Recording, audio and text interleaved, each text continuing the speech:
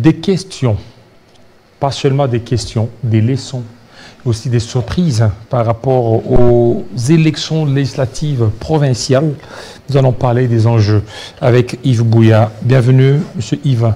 Oui, bonsoir Jean-David Kilolo. Vous êtes toujours de l'opposition ou bien vous êtes proche de l'opposition? Non, je n'ai jamais été de l'opposition, j'ai été journaliste. Je suis journaliste, mais qui partage bien évidemment des convictions proches de l'opposition parce que vous savez, je suis après tout compatriote, je ne suis pas militaire. Et quand il faille voter, c'est des gens qui ne votent pas. Je suis congolais. Déjà au lendemain, aux élections du 20 décembre, je me suis rendu aux urnes pour porter un choix. Et j'avais fait ces choix. Je pense que le vote est un tout petit peu un secret. Alors, je me considère toujours comme journaliste, mais comme Congolais, comme humain, qui partage des convictions pour son pays. On a senti, j'ai lu, un ras-le-bol de Yves Bouya par rapport à l'opposition. Est-ce qu'on peut dire qu'aujourd'hui, après les flops de la marche organisée ou appelée à la marche le 20 décembre, on peut dire aujourd'hui que l'opposition a perdu de vitesse? Ben oui, je l'ai dit sans pour autant, sans langue de bois. Je me l'ai dit sans pourtant mâcher mes mots. Je trouve que nous avons là, en face de Tshisekedi, une opposition complètement en perte de vitesse. Opposition à péter. Comme Tshisekedi l'a dit, parce que cette opposition, à l'allée où vont les choses, je pense que c'est une opposition qui ne fera pas peur à Tshisekedi. Tshisekedi veut avoir en face de lui du répondant, une vraie opposition. C'était comme du temps de Kabila, où on avait vu que l'opposition était unie, il y avait une forte opposition qui savait exercer de la pression sur Kabila et Kabila parvenait à reculer. Mais jusque-là, moi je comprends, je sais que c'est très difficile de remplacer Etienne Tshisekedi, mais il y a quand même les gens dans l'opposition, les leaders de l'opposition qui portent les combats d'Etienne Tshisekedi. Je peux vous citer ici Martin Fayoulou, je vous cite ici Moïse Katumbi, je vous cite Sessanga, je vous cite Matata, je peux vous parler des gens Makabonde et Mukwege. Non, ils ne sont pas des Tshisekedi, ils ne sont pas Tshisekedi. Mais en eux, ils portent les valeurs, les mérites du combat de Tshisekedi. Pourquoi je le dis? Tshisekedi décède, il a son fils qui arrive à la tête du pays. Par les compromis africains que vous connaissez, que Macron nous avait rappelé ici, je l'ai toujours dit, en 2018, la personne qui avait gagné les élections valablement, c'est Martin Fayoulou Madidi. Mais en même temps, Tshisekedi arrive à la tête du pays, à sa manière, à sa façon, il avance, il poursuit, mais il constate, il se dégage qu'il a en face de lui une opposition qui tergiverse, une opposition qui balbutie, une opposition qui tâtonne, une opposition qui n'arrive pas à avancer. Est-ce que c'est une opposition ou bien c'est juste une bande désaigrie comme moi je peux pas, j'ai affaire pas à des opposants mais à des aigris. Je peux pas dire que c'est une bande désaigrie. Je les considère comme des leaders de l'opposition. Ils portent des valeurs pour le Congo. Il faut me dire que Martin Fayoulou est un aigri. Il ne faut pas me dire que Katumbi est un aigri. Tu vas me dire que Sessanga est un aigri, Mukwege est un aigri, Matata est un aigri. Non, c'est des personnes qui portent des valeurs pour le Congo. Ils ont en eux un Congo qui doit changer avec des Congolais fondés sur des valeurs. Maintenant, quand on voit cette opposition en lieu et place de s'organiser, c'est une opposition qui se fragilise. Moi, je ne peux pas, je n'admets pas ça, c'est presque un ras-le-bol. L'opposition, 4 leaders de l'opposition. Le 20 janvier, je pense que ce n'était pas le 20 janvier. Le 20 janvier. Il fait appel à une manifestation. Le 20 janvier, jour et date de la prestation de serment du président de la République au stade des Martyrs, appelle à une mobilisation. Signe un communiqué conjoint qu'ils ont tous signé. Je dis ici, je parle de Matata, je te parle de Katumbi, je vous parle de Fayoulou, je vous parle ici et je pense de Sessanga. Donc moi après, on arrive le 20 décembre et qu'on ne sent rien, on ne voit rien dans les pays. Peut-être dans quelques coins du pays, on a vu que quelques pneus ont été brûlés un peu à Béni, un peu à Goma. Mais c'était quoi le cas à Kinshasa? C'était quoi le cas à Lubumbashi, Katanga? C'était quoi le cas au niveau de Maniema, chez Matata lui-même, et dans d'autres coins du pays? On n'a rien entendu. C'est comme si même ces opposants-là eux-mêmes qui ont fait appel à la marche, à la mobilisation, étaient en train de suivre d'eux-mêmes la prestation des serments de Tshisekedi. Parce qu'on n'a vu personne sur les rues. C'est ce que j'ai pu me dire. Cette même opposition qui a appelé les Congolais à la mobilisation, à une manifestation. On n'a vu personne sur les rues de Kinshasa. Je suppose, à 60 ans, pour moi à un niveau, que c'était cette même opposition qui suivait comme tout autre Congolais, comme tout autre Congolais pro-Union sacrée, la prestation des serments de Tshisekedi au stade des Martyrs. C'est là où je dis, Jean-David Kilolo, Tshisekedi ne peut pas avancer. Si cette opposition ne se restructurait pas, ne se organisait pas, ne se mettait pas ensemble dans une dynamique, cela va laisser un grand boulevard à Tshisekedi, à l'idée où il va se permettre de tout faire. Même de remplir, quand je parle de remplir, il va arriver au quinquennat de son mandat, il va dire, je n'ai pas dit répondant en face. Oui, mais Tshisekedi aura comme aussi opposant les gens de l'Union sacrée, parce qu'aujourd'hui, Kamere, il est là, il est en train d'attendre Tshisekedi pour leur accord de Nairobi, c'est-à-dire qu'il faut que l'UDP soutienne aussi l'UNC, et Bemba ne va pas non plus aussi accepter à ce que Tshisekedi puisse remplir. Vous ne voyez pas que, peut-être avec ça, une fois qu'on va s'approcher vers 2028, tous ceux qui ne vont pas trouver leur compte avec l'actuel régime peuvent certainement rejoindre. Avant que Bemba et Katumbi puissent rallier l'opposition, il doit trouver cette dynamique qui doit fonctionner. C'est ça aussi l'opposition. Quand on a vu un moment Matata prendre les devants, qui était avec Kabila, faire de l'opposition, il a trouvé qu'il y avait une dynamique de l'opposition en face de lui. Alors, ce qui pouvait marcher. Qu'est-ce que moi, c'est que je veux, le vrai problème. Qu'est-ce que justifie alors? C'est ce que j'ai dit. C'est laxisme de l'opposition. Non, c'est ce que j'ai dit. C'est ce que j'ai dit. C'est une opposition où j'ai convié ces leaders d'opposition qui est attentiste, qui subit des choses. C'est une opposition qui doit s'organiser, qui doit vivre. Quand ça appelle à la manifestation, on doit sentir que réellement l'opposition a appelé à la manifestation. L'opposition a appelé, c'est ça qu'on doit sentir. Vous comprenez avec moi, vous comprendrez avec moi que le 20 janvier, 4 leaders politiques de l'opposition de mon pays, ce n'est pas des leaders mineurs, c'est des leaders majeurs. Fayou n'est pas un leader mineur. Katumbi n'est pas un leader mineur. Matata n'est pas un leader mineur. La preuve, il n'a pas été à l'essai d'éligibilité, il a été élu. Tu vois, c'est quelqu'un qui est porté, qui a des ancrages sociologiques. Sanga n'est pas un leader mineur. On peut ici citer Mukwege, on peut citer Kabonde. Alors, si vous dites réellement qu'il faut l'opposition, vous devez vous organiser. Quand vous dites, vous signez un communiqué conjoint, vous appelez à la mobilisation pour revendiquer certaines choses, notamment les mauvaises élections, on doit sentir du répondant dans les rues de Kinshasa, dans d'autres rues de la capitale. Et que quand l'opposition appelle à une manifestation, on ne voit pas aucune personne, aucun leader de cette opposition sur les rues ou soit dans les rues. C'est là où j'ai dit, ça porte énormément trop d'inquiétude. C'est là où je me demande. Ils sont essoufflés. Moi, essoufflés par je peux pas, cette campagne électorale qui a été très dure. Si c'était essoufflé, je ne vois pas Fayoulou, Katumbi, Sanga, Matata être essoufflés. Ils doivent juste changer de stratégie politique. C'est très important. Okay. Je ne pense pas qu'ils soient essoufflés. Katumbi peut sortir de chez lui au niveau du Katanga et puis mobiliser. Autant que Fayoulou peut le faire à Kinshasa, également au Bandundu. Matata peut le faire au niveau de Kindu. Sanga peut le faire, je pense, vers Louisa. C'est des leaders qui ont eu des députés à travers les pays. Mais c'est là où je dis ici que cette opposition doit changer de stratégie politique. Si cette opposition ne changeait pas de stratégie politique, ça serait une opposition qui va apporter des béquilles à Tshisekedi. Tshisekedi là, il a dit le jour de son investiture au Palais du Peuple, il a considéré ce second mandat comme un mandat ultime. Ça signifie pour lui, il a lui-même Tshisekedi en tête. Si et seulement si, il est dans une obligation de ne pas violer la Constitution. Après ces 2 mandats, il doit prendre ses clics, ses bagages, dire partir au vent au Congolais. Il faut qu'un autre Congolais puisse décider à la tête du pays. Mais lui, on a un Tshisekedi en même temps qui vous parle d'un ultime mandat et en même temps, il observe de lui-même l'opposition. Il il voit cette opposition. Mais il a attendu. Quand il n'a pas attendu. Oui, je vous dis. Quand il trouve, il voit que Tshisekedi, qui n'a pas du répondant face à lui, qui doit venir de l'autre cas de l'opposition, ça serait que Tshisekedi va se réveiller aussi un matin, qui va vous dire, ah bon, je peux. C'est ça la politique. Je peux.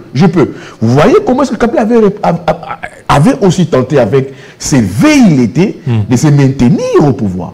Il avait tenté. Mais à un moment, l'opposition aussi était très forte en ces moments-là. Ça fait que Kabila pousse reculer. Alors j'ai dit, si l'opposition maintenait les caps comme elle maintient là, faire appel à des manifestations, faire appel à la mobilisation, et que ces mobilisations et manifestations accouchent d'une souris, je pense que cela va énormément prêter les flancs à Tshisekedi. Donc moi, je ne suis pas pour cette opposition qui appelle à la mobilisation et qu'elle-même, cette opposition, n'arrive pas à mobiliser. Si le pouvoir les voit, les comprend, ça serait dans l'avenir, au cas où elle ne s'organisait pas, prêter des béquilles à Tshisekedi. Est-ce que cette opposition n'attend pas peut-être la désignation du porte-parole de cet organe, quand on sait que le président Félix Tshisekedi, lors de son discours d'investiture, il a dit qu'il tendait la main à cette opposition pour qu'elle puisse s'organiser afin d'avoir le porte-parole de l'opposition. Est-ce que Fayulu, Katumbi, il serait d'accord à pouvoir aussi répondre à cette main tendue? Bon, je ne sais pas comment est-ce que l'opposition va s'organiser. Comment est-ce que Katumbi va s'organiser, Fayulu, Matata, Sesanga, parce que à cet appel des pieds de Tshisekedi, il faut comprendre que c'est un appel des pieds que Tshisekedi fait. Si Tshisekedi les fait plus à Katumbi, s'il faut être clair. Parce que pour prétendre être porte-parole de l'opposition, il faut avoir à la limite des députés au niveau de l'Assemblée nationale. J'ai couvert moi-même cette guerre en 2011 entre l'UDPS et l'UNC. Vous le savez, à un moment, Papa Tshisekedi avait dit à ses députés de ne pas siéger. Mais par après, il y a eu une frange des opposants on sont allés siéger. Je cite Sami Badibanga, les Serge Mayamba, je cite ici, je vois encore Papi Nyambo. Ils ont siégé. L'UNC en ce moment avait 16 députés. Mais par après, 16 députés en 2011, au lendemain des élections de 2011, il y a eu cette bagarre entre l'UNC et l'UDPS, à la tête, Sami Badibanga, qui était président du groupe parlementaire UDPS et Ali. Alors ça a été une bagarre, et puis par après, ces postes n'ont jamais été effectifs parce que Kabila ne voulait pas avoir un porte-parole encombrant. Comme Tshisekedi l'a dit, je pense que comme c'est constitutionnel, il lance cet appel des pieds à l'opposition. Je vais voir comment est-ce que cette opposition va s'organiser du fait que cet appel de Tshisekedi à l'opposition soit constitutionnel. Parce que la Constitution reconnaît ces postes des porte-parole de l'opposition. Parce que pour le moment, c'est à eux de s'organiser. Alors, mais comment ils vont s'organiser? Parce que déjà des pleins droits, c'est Katumbi qui doit être... Oui, des pleins droits, c'est Katumbi qui doit être porte-parole de l'opposition. Parce qu'il a déjà 23 députés. Il a plus d'une vingtaine de députés. S'il y allait, il va prêter les flancs à un discours de ces personnes qui disent... Non, mais c'est constitutionnel. Mais oui, mais il est aussi en même temps en difficulté. S'il disait à ses députés de siéger à l'Assemblée nationale, ses propres mots vont les rattraper. Comment ça? Tu exiges l'annulation des élections, et toi-même, tu y vas siéger. Oui, mais c'est la politique. Si aujourd'hui, c'est ça que j'ai dit. Regardez, aujourd'hui, pour être beaucoup plus cohérent, on a suivi Prince Epenge et les autres, certains lieutenants des Fayulu qui demandent beaucoup plus à un dialogue. Il faut qu'il y ait une réconciliation. Alors, qui va convoquer cette réconciliation? C'est la personne qui est devant vous. Là, donc, c'est la légitimité de convoquer un dialogue ou un dialogue quelconque revient à Tshisekedi. C'est que vous reconnaissez. Je vais vous répondre par les postes de porte-parole. J'analysais sur ces faits. Je disais, si Katumbi acceptait à ce que ces députés, ces élus, au total 23, puissent siéger au niveau de l'Assemblée nationale, lui-même se mettrait en difficulté avec ses recommandations où il exige l'annulation pure et simple des élections. Ce que Katumbi peut faire à ces moments, il a des élus, certains élus peuvent se dire, moi j'ai été élu, et que toi, président Moïse Katumbi, tu nous dis de ne pas aller siéger, certains ne vont pas écouter. Parce il va revenir. Jusque-là, il n'y a aucune option. Il va revenir sur les mêmes problèmes qu'avait connus Papa Etienne Tshisekedi. Je le suivais par vision conférence avec Anzoulouni, avec Fayoulou, en disant que lui, il va lever une option avec son parti politique. Mais déjà, beaucoup de cadres, oui. Olivier Kamitatou, le secrétaire général Bolingue Tengue, pour eux, c'est ils ne vont pas laisser... Non, les veto sur ça appartient à Katumbi. Ça ne appartient pas à Bolingue Tengue, ça n'appartient pas à Olivier. Les veto appartiennent à Katumbi. Mais vous ne voyez pas qu'aujourd'hui, il faut qu'il siège. Oui, Katumbi a dit qu'ils vont lever une option. Lever l'option signifierait quoi? Signifierait pour Katumbi, à la limite, convoquer ses élus dans un cadre d'échange, dans un cadre de concertation, où il leur dira de vive voix, mes chers compatriotes, mes députés, vous avez reçu certains suffrages venant du peuple congolais pour le compte du parti, voilà ma position à moi, comme leader politique, comme opposition, qui exige notamment l'annulation des élections. Moi, pour ne pas vous mettre en difficulté, c'est lui qui estime d'aller siéger, qu'il aille siéger, c'est lui qui estime de poursuivre son combat à mes côtés, qu'il puisse poursuivre son combat à mes côtés. Donc, ça sera un Katumbi qui mettra ses députés face à leurs propres responsabilités. Chacun se dira, après ces cadres d'échange, après ces cadres de concertation, chacun se dira, chacun fera son choix. Alors, le député d'ensemble dira, vous ne pas qu'il siéger ou pas. Mais si Katumbi, de lui-même, qu'il puisse dire que n'allait pas siéger.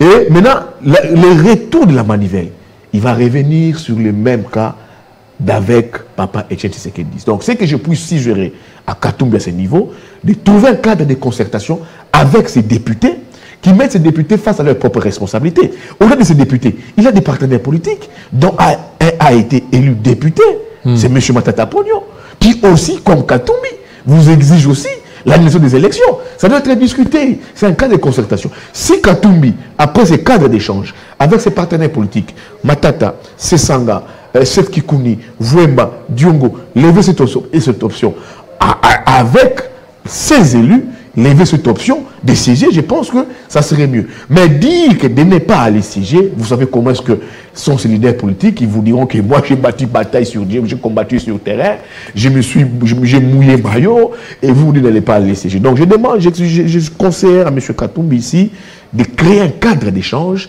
un cadre de concertation entre lui et ses députés et ses partenaires politiques pour lever une option. Et Salomon Kalonda qui a été brillamment élu au niveau de Kindu, tout comme Matata Ponyo, brillamment, c'est que vous ne voyez pas que c'est un signe qui montre que les élections, quand même, ça s'est bien organisé. Non, écoutez, au-delà des petits rififis que nous avions connus pendant ces élections, il y a des gens qui ont été réellement élus.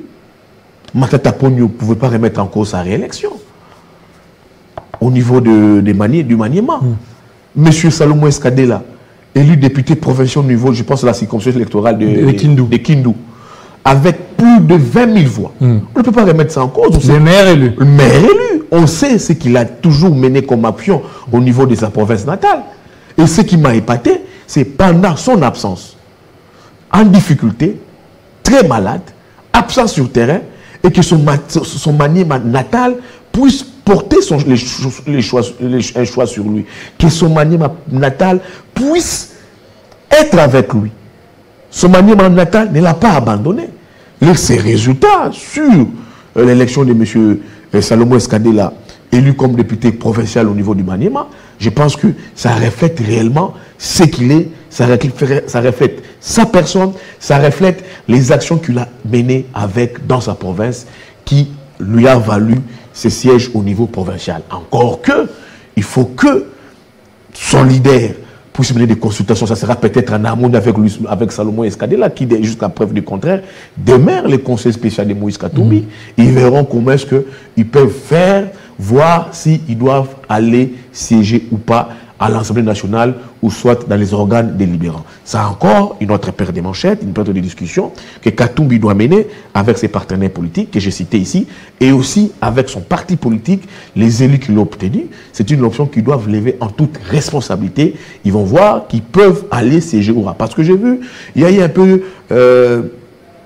qu'est-ce que je peux dire, un malentendu comme vous avez dit ici, avec Bolengeteng qui est secrétaire général d'ensemble, un malentendu avec Olivier Kamitatou, et puis on s'était dit à un moment, finalement, qui engage ensemble. Mais quand j'ai suivi Katumbi en vision-conférence avec Fayoulou, avec Andrew dit que non, ils vont lever une option, ça sous-entend qu'il y aura des pourparlers en interne pour voir s'ils vont siéger ou pas. Donc croisons les doigts, laissons le temps au temps, voir les temps au temps, et voir comment est-ce que ça va avancer. Est-ce que cette opposition pourra-t-elle tenir jusqu'en 2028? Jean-David Kilolo, je vous l'ai dit ici, j'interpelle l'opposition.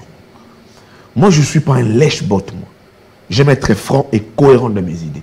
J'aime dire quand ça marche ou ça ne marche pas. Je l'ai dit ici, par ces grands plateaux, que l'opposition est en perte de vitesse. L'opposition est en déphasage total. L'opposition n'a plus un grand contrôle. L'opposition doit se restructurer, doit s'organiser. J'ai dit dans cette opposition, il y a des leaders qui sont en capacité de mobilisation, qui savent mobiliser. Je parle ici que Katumbi, c'est un grand leader politique, Folte est un grand leader politique, Sessang est un grand leader politique, Matete est un grand leader politique. Ce ne sont pas des leaders mineurs, c'est des leaders majeurs de mon pays qui ont avec une forte capacité de mobilisation. Ça ne servirait à rien de convoquer des marches et puis après, il n'y a pas du répondant. Il n'y a pas du répondant. C'est un flop. Hein? C'est un flop. Alors moi, je ne peux pas me mettre la bouilla pour dire que oui, applaudis. Je ne peux pas applaudir, moi, bouilla. Moi, bouilla, je n'applaudis pas. Moi, bouilla, je viendrai dire, alors M. Katumbi ici, M. Sessanga ici, M. Mukwege ici, M. Kabundu ici, M. Matata ici, vous avez failli. Vous devez vous restructurer. Si on ne le lit pas, on serait complice de vous. Alors, si on ne le dit pas, on va nous prêter des intentions. Donc, on est dans cette mesure, comme journaliste, de dire aux politiques, là où ils ont échoué, de dire aux politiques, ça va ou ça ne va pas. C'est là où j'ai dit, la marche convoquée le 20 janvier à l'initiative de nos opposants, que je cite ici, Katumbi, Matata, Sessanga, Fayoulou a fait flop. Alors maintenant, pour terminer, observer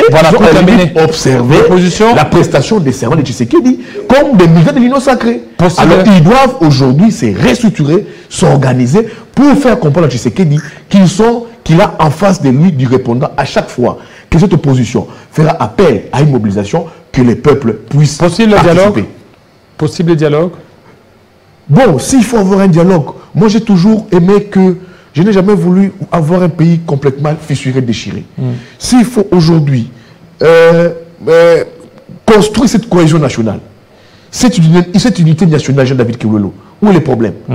Pas peut-être pour partager un poste. Voilà. Mais s'il faut construire cette unité nationale autour des valeurs, pour l'intérêt du pays, moi je ne trouve pas où est le problème. Merci. Aujourd'hui, il faut par exemple, et je vous dis, il faut décrisper l'environnement politique. C'est très important. Nous avons des gens aujourd'hui qui sont en prison, dont leur sort ne sont pas connus. Je vous dis aujourd'hui le cas de Mike Moukebaï, qui est en prison depuis des années, son sort n'est pas connu. Vous avez les cas de Stanley Boujakera, son sort n'est pas connu. Vous avez les cas de Salomon Escadela, dont le sort n'est pas connu. Vous avez tant d'autres cas des prisonniers politiques, certaines personnes qui se sont exilées, même du côté FCC, des généraux arrêtés au niveau de Makala, qui sont sans issue. S'il faut aujourd'hui décrisper cette situation politique, donner aux Congolais une nouvelle perspective pour le devenir, l'avancement du pays, moi je ne trouve aucun inconvénient. Merci beaucoup Yves Bouya pour ces analyses. Un deuxième invité, c'est tout de suite. Mesdames et messieurs, bonjour. Les infos, les exclusivités. Mais on espère que le dieu du football sera du côté de la RDC. Ça, c'est Télé 50. L'un des rôles de l'Église, c'est de rassembler, d'installer la paix, les mieux vivre ensemble. Ça, c'est Télé 50.